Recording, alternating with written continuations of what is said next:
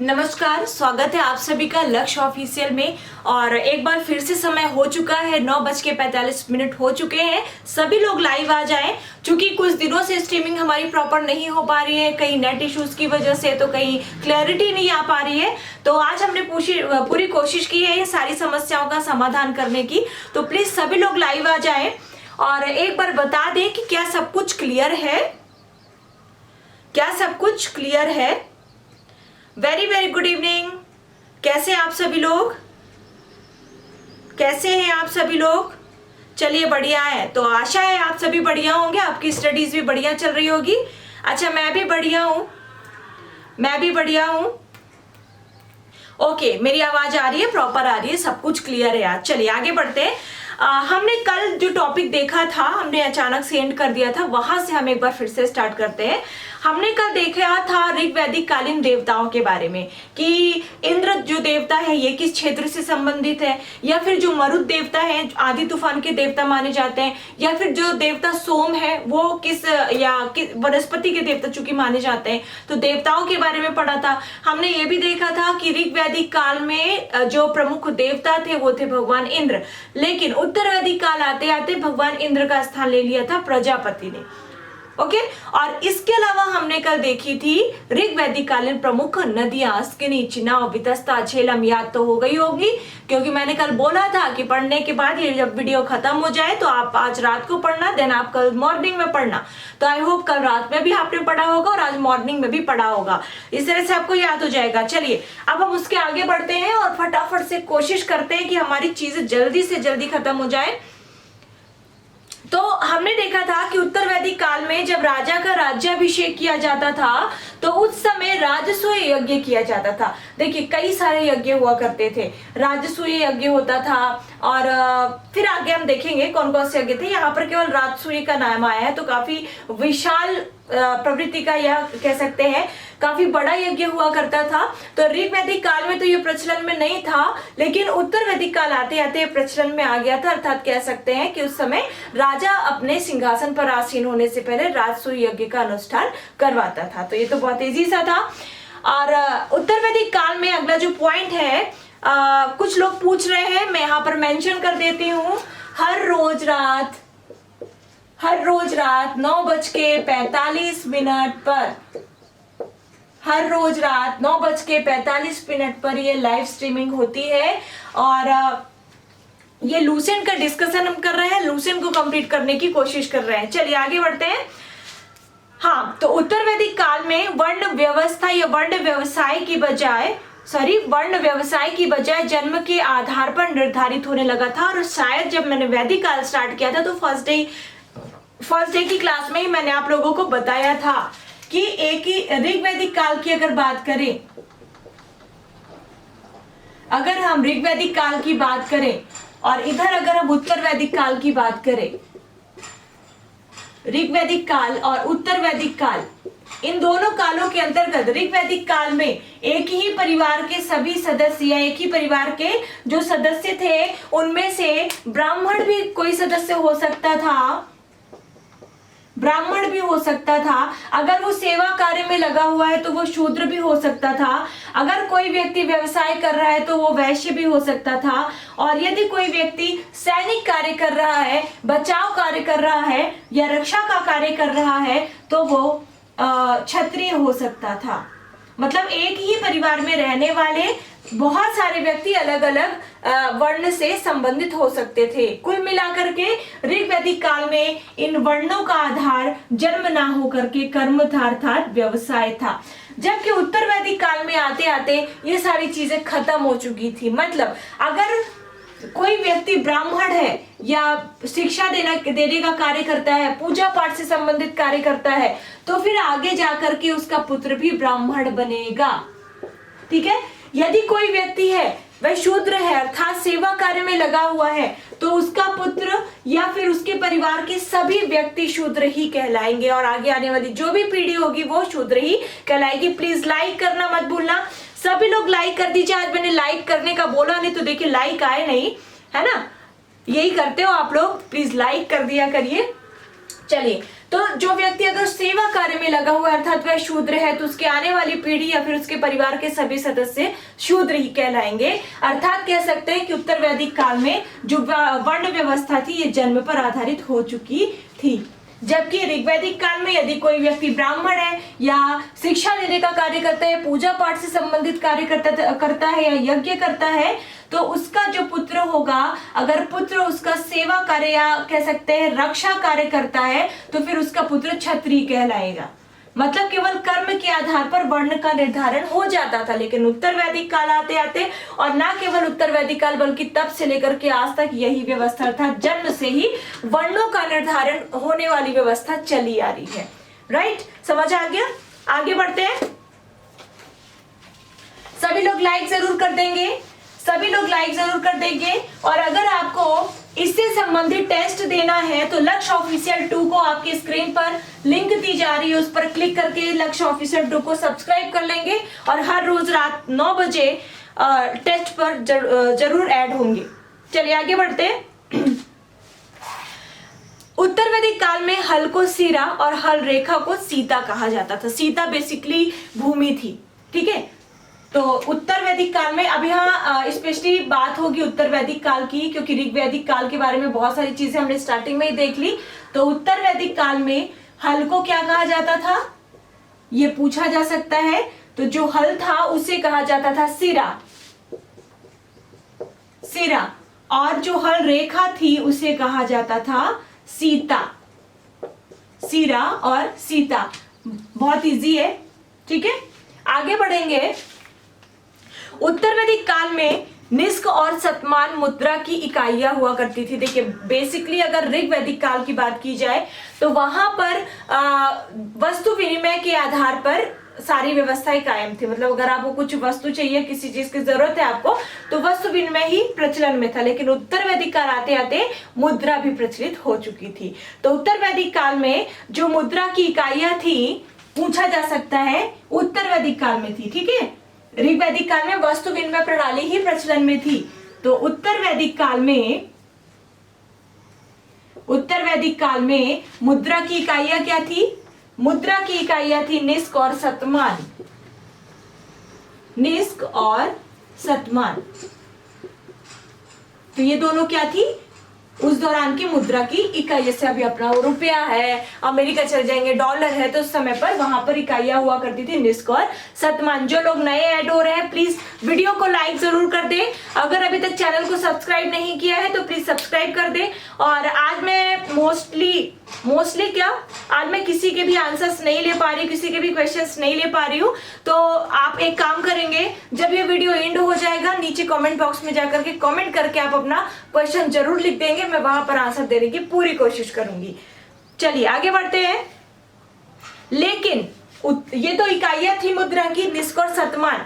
लेकिन इस काल में किसी खास भार, आकृति और मूल्य के सिक्कों के प्रचलन का कोई प्रमाण नहीं मिला। जैसे आगे चल के आप पढ़ेंगे कि शीशे के सिक्के मिले, धातु के सिक्के मिले, लिखे हुए सिक्के मिले, या उसमें कोई आकृति बनी है, ऐसे सिक्के मिले। लेकिन उत्तर वैदिक काल के दौरान इकाइयां जरूर पता चलती है, लेकिन वहां पर कोई ऐसी विशेष आकृति नहीं मिली है, कोई विशेष ऐसा भार वाले सिक्के नहीं प्राप्त हुए हैं। आगे बढ़ते हैं। लूसेंट में सांख्य दर्शन भारत के सभी दर्शनों में सबसे प्राचीन है। सांख्य दर्शन अभी हमने कुछ दिन पहले पढ़ा, विभिन्न दर्शन और उसके प्रवर्तक। तो सांख्य दर्शन बताइए बताइए, सांख्य दर्शन के प्रवर्तक का नाम बताइए। सभी लोग सांख्य दर्शन के प्रवर्तक का नाम बताएंगे। सॉरी, बिल्कुल सही, कपिल मुनि। तो सांख्य दर्शन के प्रवर्तक माने जाते हैं कपिल मुनि, और यह सांख्य दर्शन सभी दर्शनों में सबसे प्राचीन है। तो अगर पूछा जाए कि सबसे प्राचीन दर्शन कौन सा है, आंसर क्या हो जाएगा? सांख्य दर्शन, सांख्य दर्शन। और इस सांख्य दर्शन के प्रवर्तक कौन माने जाते हैं? तो इसके प्रवर्तक माने जाते हैं कपिल मुनि, कपिल मुनि। ठीक है, आज क्लियर दिख रहा है ना? बताइए, क्लियर है सब कुछ? ओके, क्लियर है। चलिए आगे बढ़ते हैं। अगला है जो सांख्य दर्शन है, सांख्य दर्शन के अनुसार मूल तत्व 25 हैं। मूल तत्व का मतलब है पूरा ये जो ब्रह्मांड है, शरीर है, ये सब किससे मिलकर के बना है। तो सांख्य दर्शन अर्थात कपिल मुनि के अनुसार जो मूल तत्व है ये है 25, और इनमें से जो पहला तत्व है वो है प्रकृति, नेचर। ठीक है, तो कपिल मुनि के अनुसार या सांख्य दर्शन के अनुसार मूल तत्वों की संख्या कितनी है? तो सांख्य दर्शन के अनुसार मूल तत्व है 25, और इनमें से पहला तत्व है नेचर अर्थात प्रकृति। नेचर अर्थात प्रकृति, याद हो गया? चलिए आगे बढ़ते हैं। सत्यमेव जयते, ये अक्सर रिपीट होने वाला क्वेश्चन है, मोस्टली लोगों को आता भी होगा और शायद आंसर भी आने शुरू हो गए हो। तो सत्यमेव जयते एक वाक्य है, भारत का, हमारे देश का राष्ट्रीय वाक्य है सत्यमेव जयते, कि हमेशा सत्य की ही विजय होती है। तो पूछा जाता है कि जो ये राष्ट्रीय वाक्य है सत्यमेव जयते, ये कहां से लिया गया है? तो सत्यमेव जयते मुंडकोपनिषद से लिया गया है। मतलब उपनिषद के पहले लगा है मुंडक और उपनिषद को मिला दिया गया है, तो नाम हो गया मुंडकोपनिषद। तो सत्यमेव जयते कहां से लिया गया है, याद रखिएगा, मुंडकोपनिषद।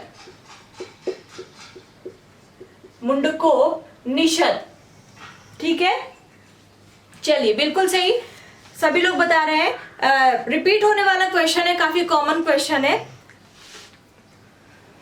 किसी उपनिषद में मुंडकोपनिषद में ही एक तरह से यज्ञ की आलोचना की गई है, मतलब यज्ञ की तुलना फूटी हुई नाव से की गई है। तो पूछा जाए अगर कि यज्ञ की तुलना फूटी हुई नाव से किस उपनिषद में की गई है, आंसर क्या हो जाएगा? मुंडकोपनिषद। यदि पूछा जाता है कि सत्यमेव जयते राष्ट्रीय वाक्य कहां से लिया गया है, आंसर क्या हो जाएगा? मुंडकोपनिषद। आगे बढ़े, चलिए। गायत्री मंत्र, ये हालांकि हमने स्टार्टिंग में ही देखा था। गायत्री मंत्र सवृत्त नामक देवता को संबोधित है। सवृत्त मतलब सविता मतलब भगवान सूर्य है ना, भगवान सूर्य को संबोधित है, जिसका संबंध ऋग्वेद से है। स्टार्टिंग में ही देखा था हमने, लोगों को आर्य बनाने के लिए विश्वामित्र ने गायत्री मंत्र की रचना की थी। ऋग्वेद के पहला क्या देखा था कि ऋग्वेद के तीसरे मंडल में गायत्री मंत्र का उल्लेख किया गया है। यह किस देवता को समर्पित है? तो ये भगवान सूर्य अर्थात सावित्री या फिर सावित्र, ठीक है, भगवान सावित्र को समर्पित है। इसकी रचना किसने की थी? तो इसकी रचना की थी विश्वामित्र ने। क्यों की थी वो यहाँ पर दिया है, तो लोगों को आर्य बनाने के लिए विश्वामित्र ने गायत्री मंत्र की रचना की थी। आगे समझ में। और तीसरे ऋग्वेद के तीसरे मंडल में इसका उल्लेख किया गया है।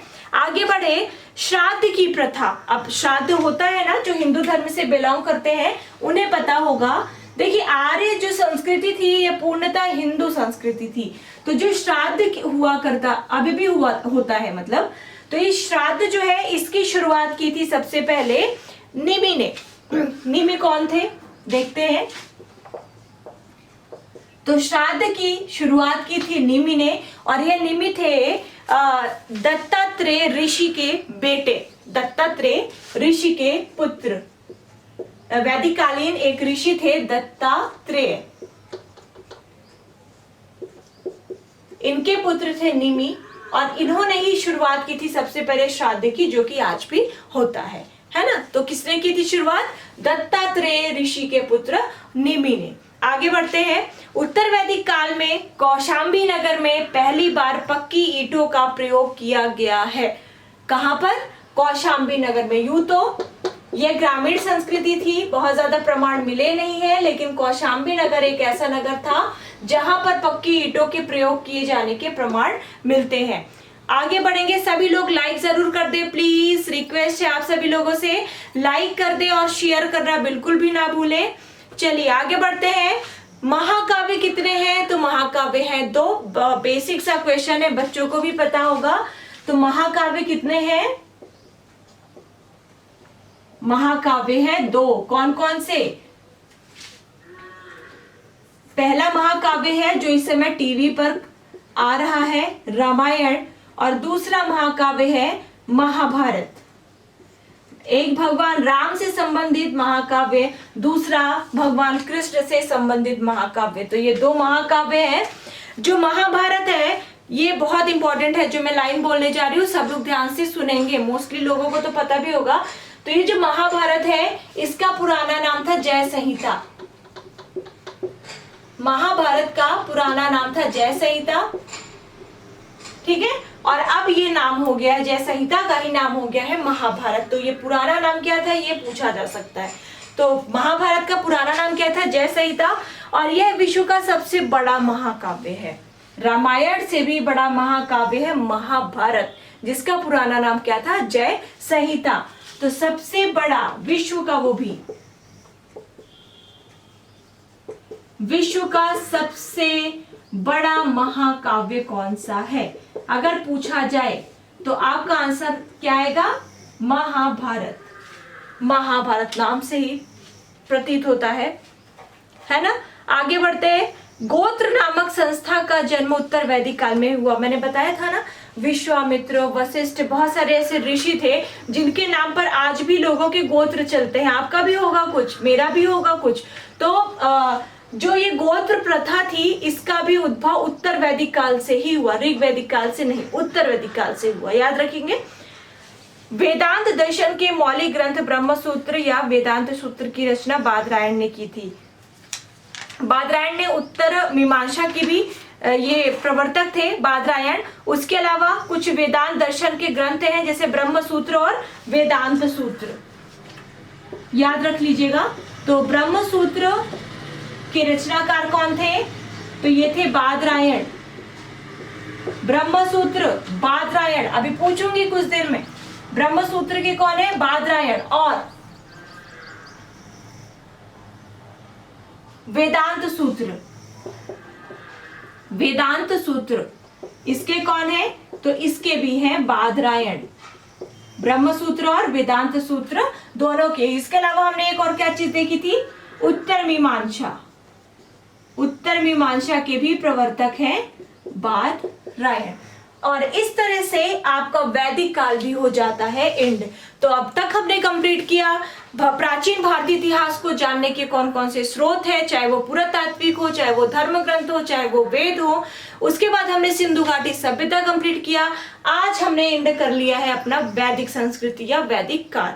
तो कुछ क्वेश्चन हो जाए, पहले कुछ क्वेश्चन पूछ लेती हूँ, उसके बाद आपको या फिर अगला टॉपिक हम उसके बाद स्टार्ट करते हैं।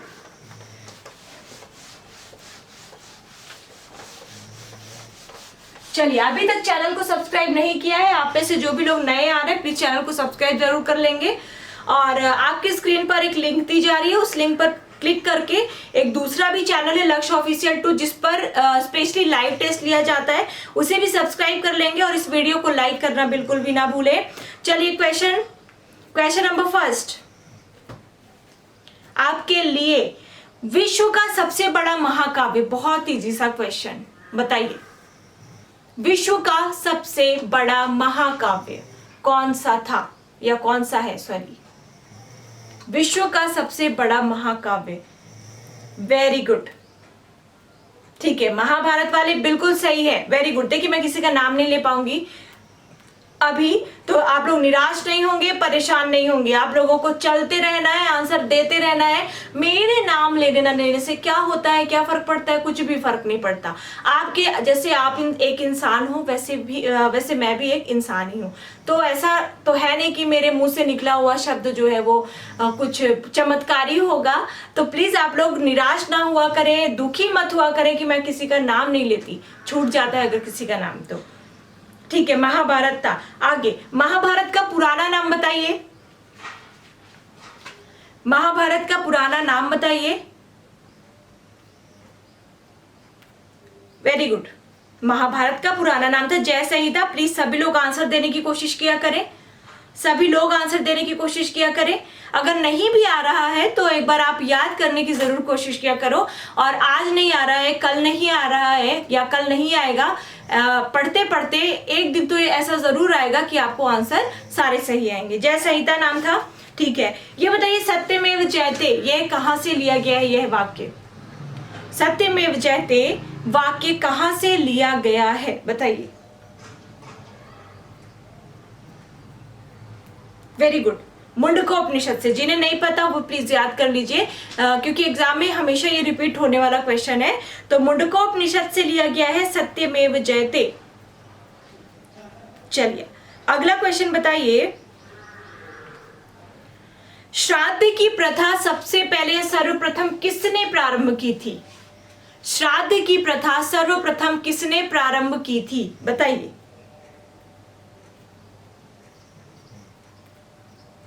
बिल्कुल सही, निमि ने। सभी लोग आंसर देंगे। निमि कौन थे? तो निमि थे दत्तात्रेय ऋषि के पुत्र। दत्तात्रेय ऋषि के पुत्र निमि ने श्राद्ध की प्रथा सर्वप्रथम आरंभ की थी। ठीक है, इस तरह से वैदिक काल आपका हो जाता है खत्म। मुझे आशा है कि आप लोगों को चीजें याद हो गई होंगी। नहीं भी याद हुई है तो याद कर लीजिए, रिवाइज कर लीजिए, आपको फिर से रिकॉल हो जाएगा। चलिए आगे बढ़ते हैं।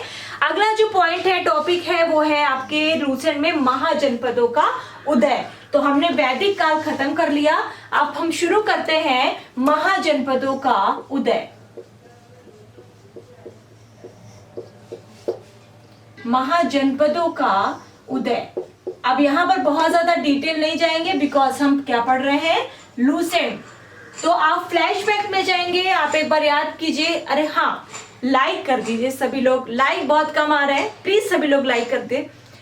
चलिए स्टार्ट करते हैं। तो फ्लैशबैक में अगर हम चले और अगर आपको याद हो तो जो सिंधु घाटी सभ्यता थी वो नगरीय सभ्यता थी, ठीक ही नहीं?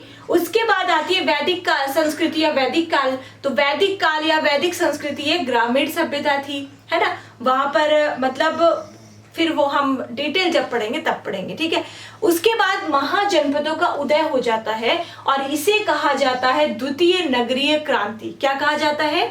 द्वितीय नगरीय क्रांति। तो यहाँ पर आपको परेशान होने की जरूरत नहीं है कि मैम ये द्वितीय नगरीय क्रांति थी, तो प्रथम नगरीय क्रांति कौन सी थी? तो वो थी सिंधु घाटी सभ्यता। सिंधु घाटी सभ्यता, उसके बाद आई ग्रामीण सभ्यता, उसके बाद ये आई ये, तो फिर ये क्या थी? द्वितीय नगरीय क्रांति। तो इसीलिए द्वितीय नगरीय क्रांति भी कहा जाता है महाजनपदों के उदय को।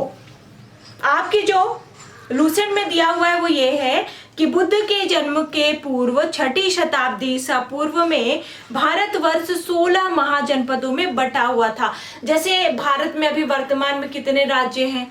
राज्य बटे होते हैं किसमें? जिलों में, संभाग में, है ना? उसी तरह से समझ लीजिए कि गौतम बुद्ध के जन्म के पूर्व 6ठी शताब्दी ईसा पूर्व में जो पूरा भारतवर्ष था ये 16 महाजनपदों में विभाजित था। 16 महाजनपदों में से देखिए जो अधिकांश महाजनपद थे वो उत्तर भारत में ही फैले हुए थे और कुछ एक अश्मक वगैरह जो थे वो केवल दक्षिण भारत में थे, बाकी सब उत्तर भारत में थे।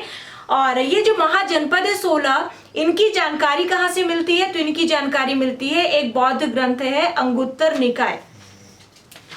ये भी पूछा जा सकता है।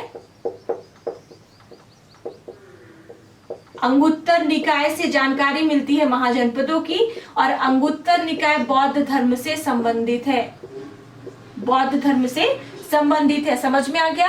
तो द्वितीय नगरीय क्रांति कब कही जाती है? किसे कहते हैं? 6ठी शताब्दी ईसा पूर्व, अर्थात महाजनपदों के उदय के साथ ही द्वितीय नगरीय क्रांति की भी शुरुआत हो जाती है और इसकी जानकारी हमें मिलती है अंगुत्तर निकाय से। और अभी फिलहाल जैन धर्म स्टार्ट हो जाता है, उसके पहले केवल 16 महाजनपदों की आपके लूसेंट में एक लिस्ट दी हुई है, वो लिस्ट हम देख लेते हैं। महाजनपद कौन कौन से थे और उनकी राजधानियां क्या क्या थी, अब हम उसे याद कर लेते हैं। तो हम बहुत सारी चीजें आप लोगों ने याद की भाई, बहुत बड़ी बात है। ऋग्वैदिक कालीन नदियां याद की, बहुत सारे चार्ट याद किए और दर्शन याद किए, उनके प्रवर्तक कौन थे, ऋग्वैदिक कालीन देवताओं को याद किया। तो अब आपके लिए ये कौन सी बड़ी बात है? नहीं है ना? चलिए, तो यहां पर हम लिखेंगे महाजनपद। महाजनपदों की संख्या कितनी थी? 16, याद रखिएगा। यहां पर हम लिखेंगे महाजनपद और इधर हम लिखेंगे उस महाजनपद की राजधानी। तो 16 महाजनपद और उनकी राजधानियों को हम याद करेंगे। कैसे याद करेंगे? चलिए, कैसे क्या? कोई ट्रिक तो नहीं बताऊंगी मैं, आपको रिवाइज ही करना पड़ेगा तभी याद होगा। सबसे पहले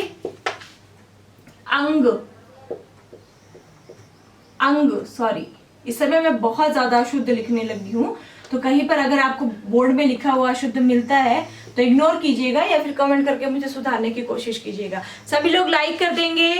thank you so much, thank you so much. आप लोगों के लिए आप लोगों के इतने प्यारे प्यारे कॉम्प्लीमेंट मुझे बहुत खुश करते हैं। तो पहला महाजनपद था अंग, और अंग महाजनपद की राजधानी थी चंपा। अंग महाजनपद की राजधानी थी चंपा। वर्तमान अगर लोकेशन की बात करें तो बिहार में जो मुंगेर नामक स्थान है वहां पर आसपास ये लोकेटेड था। तो अंग की राजधानी क्या है? चंपा। एक दो बार इसको भी रिवाइज करेंगे तो याद हो जाएगा, ठीक है। अगला है मगध, सबसे प्रमुख। जैसे भारत की राजधानी दिल्ली है, वैसे ही मान लीजिए कि पूरे 16 महाजनपदों में सबसे ज्यादा महत्वपूर्ण क्या है? मगध है और शक्तिशाली। मगध, मगध की राजधानी थी गिरिव्रज। मगध की राजधानी थी गिरिव्रज। इसे ही कहा जाता था राजगृह। तो अगर राजगृह आता है तो राजगृह भी मगध की राजधानी है, अगर गिरिव्रज भी आता है तो गिरिव्रज भी मगध की राजधानी है, ये दोनों एक ही है। अगर वर्तमान लोकेशन की बात करें तो पटना में, बिहार के पटना में जो गया स्थान है, गया में या उसके आसपास लोकेटेड था मगध। तो अंग, पहला जो महाजनपद है वो है अंग। अंग की क्या राजधानी है? चंपा। अंग की राजधानी क्या थी? चंपा। दूसरा क्या था? मगध। मगध की राजधानी क्या थी? गिरिव्रज या राजगृह। समझ आ गई? चलिए अगला तो याद ही हो जाएगा, याद ही होगा, काशी। तो आप काशी जाते हैं, काशी मतलब बनारस। बनारस मतलब पहले कहा जाता था बनारस को वाराणसी, अभी बनारस कहा जाता है, उसे ही काशी कहा जाता था, ठीक है। तो काशी की राजधानी क्या हो जाएगी? वाराणसी, उत्तर प्रदेश। तो वर्तमान क्या लोकेशन है? उत्तर प्रदेश। तो अंग की राजधानी क्या है? चंपा।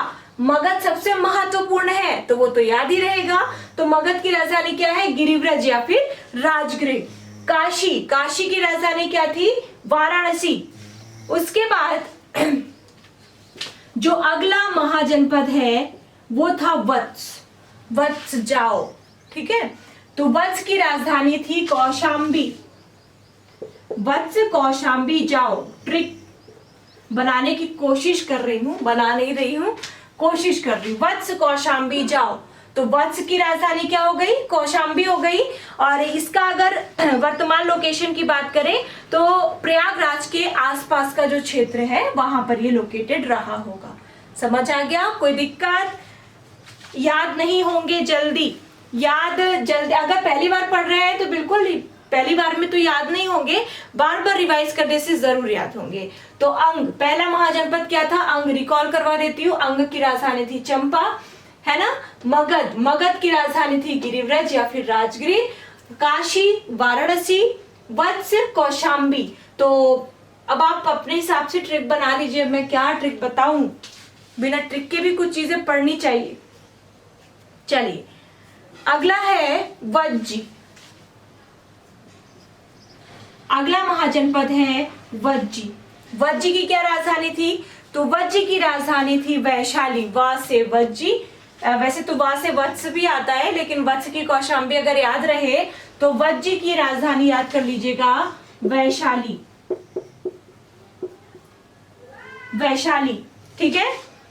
विदेह या मिथिला एक ही नाम था। मिथिला शायद भगवान राम का ससुराल था वहां पर। विदेह या मिथिला, ठीक है। तो वज्जी की राजधानी क्या थी? वज्जी की राजधानी थी वैशाली या फिर विदेह या फिर मिथिला। अगर आप लोगों को याद हो रहा हो तो प्लीज लाइक भी करते चले जाना। चलिए फिर से एक बार रिकॉल करते हैं। अंग की राजधानी बताइए? चंपा थी। मगध जो कि सबसे ज्यादा शक्तिशाली महाजनपद माना जाता था, गिरिव्रज या फिर राजगृह उसकी राजधानी थी। काशी, काशी की राजधानी थी वाराणसी। वत्स, वत्स की राजधानी थी कौशाम्बी। वज्जी, वज्जी की राजधानी थी वैशाली या फिर कह सकते हैं विदेह या फिर कह सकते हैं मिथिला। वर्तमान में कहां पर है? तो जो ये वज्जी की राजधानी है या वज्जी है मुजफ्फरपुर एवं दरभंगा के आसपास का क्षेत्र बिहार में, उसके आसपास का क्षेत्र है। समझ आ गया? आगे बढ़े, चल आगे बढ़ते हैं। जो छठा है वज्जी के बाद वो है कौशल। कौशल, कौशल की राजधानी थी श्रावस्ती। कौशल की राजधानी थी श्रावस्ती। तो देखिए कोई ऐसी ट्रिक नहीं है, अगर आप बनाना चाहो तो आप बिल्कुल बना सकते हो, लेकिन आप अगर कम से कम 3 से 4 बार अगर आपने उसको दोहरा लिया इस लिस्ट को, तो फिर अपने आप अगर कोई पूछता है कौशल की राजधानी बताइए तो सीधे आप बता पाओगे श्रावस्ती। अगर कोई पूछता है अंग की राजधानी बताइए तो आप सीधे से आपके मुंह में आ जाएगा चंपा। तो है ना, बस रिवीजन का ही इसमें खेल है और कुछ बड़ी बात नहीं है। तो कौशल, कौशल की क्या थी राजधानी? श्रावस्ती। अगला था अवंती।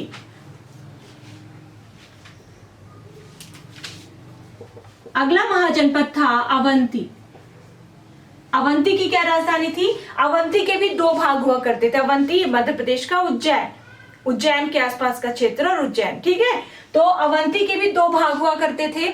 हालांकि अभी हम बाद में पढ़ेंगे, लेकिन यहाँ पर देख लेते हैं, काफी विशाल महाजनपद था ये भी।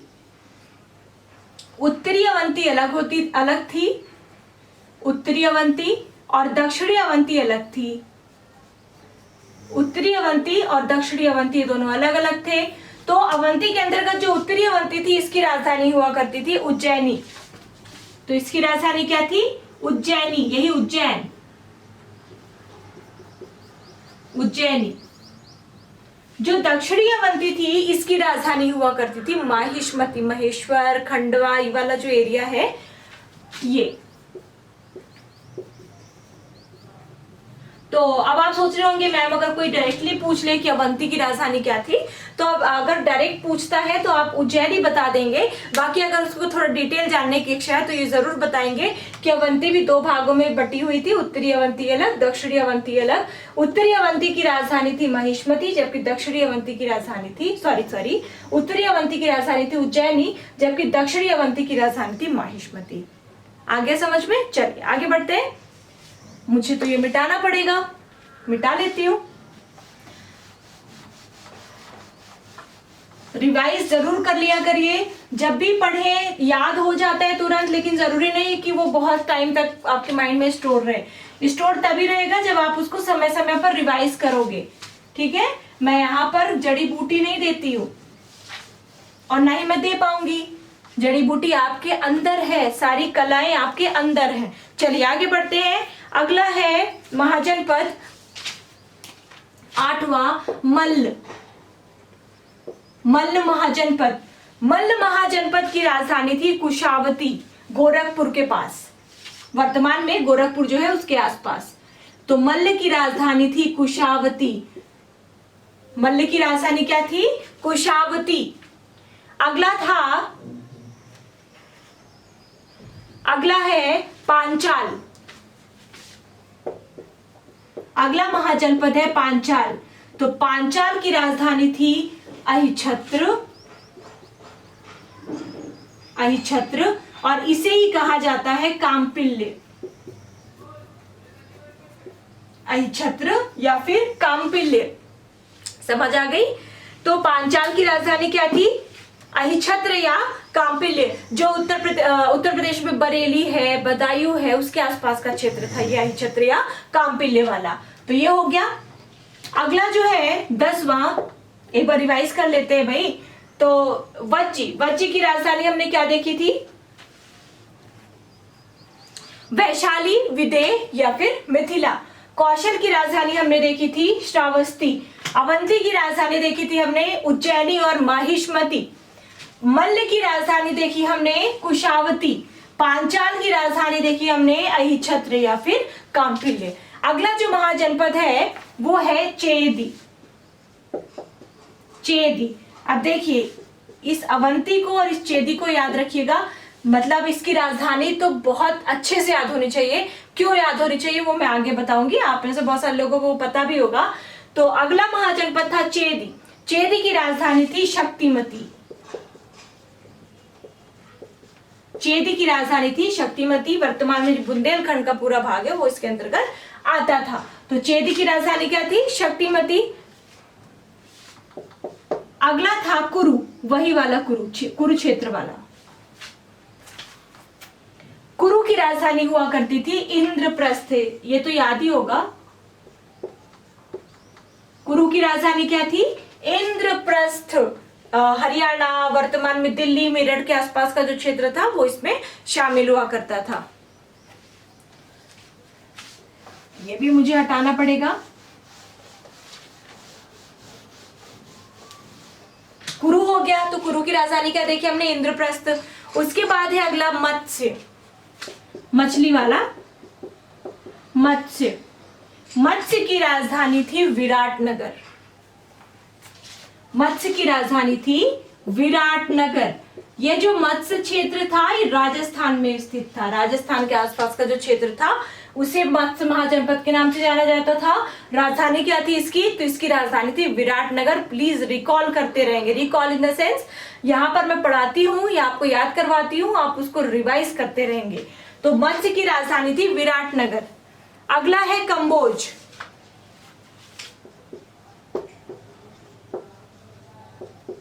अगला महाजनपद कंबोज। कंबोज की राजधानी हुआ करती थी हाटक। कंबोज की राजधानी हुआ करती थी हाटक। नेक्स्ट है सूरसेन। सूरसेन बहुत इजी है। सूरसेन, सूरसेन की राजधानी थी मथुरा। सूरसेन की राजधानी थी मथुरा।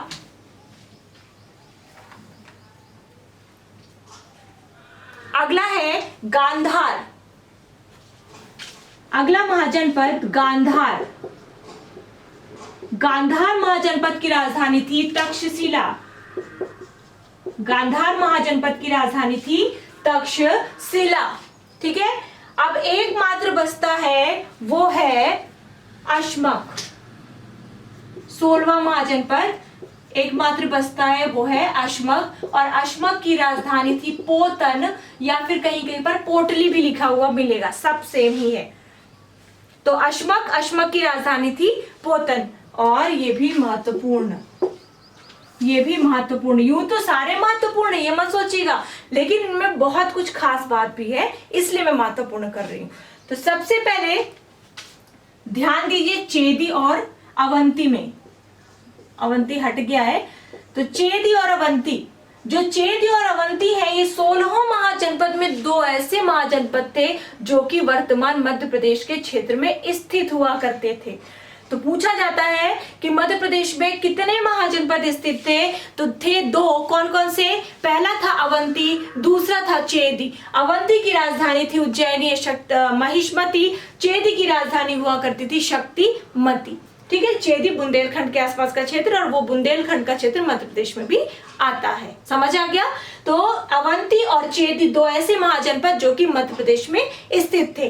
तो ये तो दोनों हो गए समाप्त। उसके बाद मत्स्य में क्यों किया? तो एकमात्र ऐसा महाजनपद जो कि राजस्थान में स्थित था, विराटनगर इसकी राजधानी थी। तो एकमात्र ऐसा महाजनपद जो कि राजस्थान में स्थित था। उसके बाद अशमक को क्यों किया? तो अशमक को इसलिए किया कि एकमात्र 16 महाजनपदों में से एकमात्र महाजनपद अशमक ऐसा महाजनपद था जो कि दक्षिण भारत अर्थात गोदावरी नदी के तट के आसपास स्थित था। तो पूछा जाए अगर कि दक्षिण भारत में स्थित एकमात्र महाजनपद कौन सा था? आंसर हो जाएगा अशमक, और उसकी राजधानी है पोतन।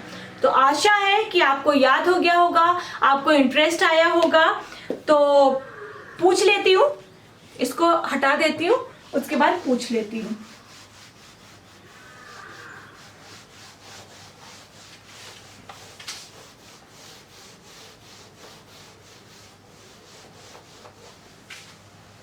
चलिए ये बताइए, मल्ल महाजनपद की राजधानी बताइए। मल्ल महाजनपद की राजधानी का नाम बताइए। Very good, Kushavati. बिल्कुल, जो लोग कुशावती बता रहे हैं उनका आंसर बिल्कुल सही है। जो लोग नहीं बता पा रहे हैं प्लीज ट्राई कीजिएगा। वीडियो खत्म होने के बाद एक बार रिवाइज जरूर कीजिएगा, देन आप कल मॉर्निंग में भी एक बार जरूर रिवाइज कीजिएगा। मल्ल की कुशावती। अगला क्वेश्चन है, कौशल की राजधानी बताइए। कौशल महाजनपद की राजधानी क्या थी? कौशल महाजनपद की राजधानी का नाम बताइए। बिल्कुल, श्रावस्ती। Very good. तो कौशल की राजधानी थी श्रावस्ती। कौशल की राजधानी थी श्रावस्ती। अगला, काशी की राजधानी बताइए। काशी महाजनपद की राजधानी बताइए। बहुत इजी है। वेरी गुड, वाराणसी, वर्तमान में जिसे बनारस के नाम से भी जाना जाता है। ठीक है, वेरी गुड। काशी की राजधानी थी वाराणसी। अगला बताइए, सूरसेन की राजधानी। सूरसेन की राजधानी का नाम बताइए। सूरसेन महाजनपद की राजधानी थी मथुरा। वाले बिल्कुल सही है। तो सूरसेन की राजधानी थी मथुरा। मथुरा वालों के लिए वेरी गुड। ठीक है, मथुरा। चलिए, 16 महाजनपद में या 16 महाजनपद में एकमात्र ऐसे महाजनपद का नाम बताइए जो कि दक्षिण भारत में स्थित था। अभी जस्ट बताया मैंने। दक्षिण भारत में स्थित एकमात्र महाजनपद का नाम बताइए। Very good, Ashmaka. ठीक है, अशमक। अशमक की राजधानी बताइए क्या थी?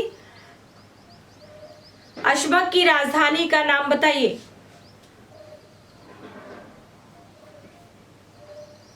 वेरी गुड, पोतन या पोटली। पोतन या पोटली। ठीक है। कुरु की राजधानी बताइए। कुरु महाजनपद की राजधानी बताइए। कुरु की। वेरी गुड, कुरु की राजधानी थी इंद्रप्रस्थ। प्लीज जिनसे नहीं आ पा रहा है, जो लोग आंसर नहीं दे रहे हैं, आंसर देने की जरूर कोशिश किया करें। और अभी तक अगर आपने वीडियो को लाइक नहीं किया है तो प्लीज एक लाइक जरूर दे देना।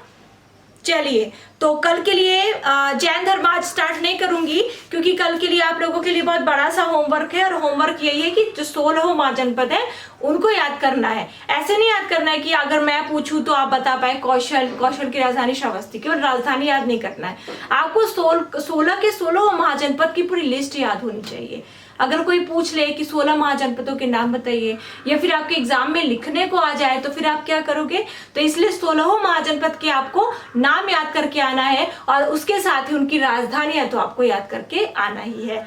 तो आज मैं चलती हूँ। सभी लोग वीडियो को लाइक जरूर कर देंगे और कोई भी दिक्कत हो, कोई भी कंफ्यूजन हो तो ये वीडियो एंड होने के बाद आपको कमेंट सेक्शन मिलेगा, वहां पर जाके आप अपने कंफ्यूजन को पूछ सकते हैं।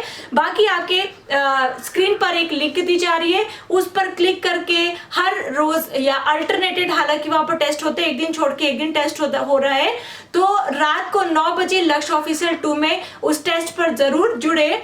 और चैनल को सब्सक्राइब करने से यही फायदा होगा कि 9 बजे आपके पास हर रोज या फिर जब भी टेस्ट होगा आपके पास नोटिफिकेशन आ जाएगा। तो आज के लिए बस इतना ही। आप सभी अपना ढेर सारा ख्याल रखेंगे। ओके, चलिए, आज मैं क्वेश्चंस नहीं ले पा रही हूँ और शायद आगे मैं क्वेश्चंस कम ले पाऊँ बिकॉज टॉपिक जल्दी क्लियर करवाना है ना। तो प्लीज, जैसे कि मैंने स्टार्टिंग में ही बोला था कि दुखी नहीं होंगे, परेशान नहीं होंगे कि नाम नहीं ले पा रही हूँ या फिर क्वेश्चंस नहीं ले पा रही हूँ। कभी भी मौका मिला तो अलग से क्वेश्चन का सेशन अलग से जरूर करूंगी। Thank you so much, all the best and bye bye.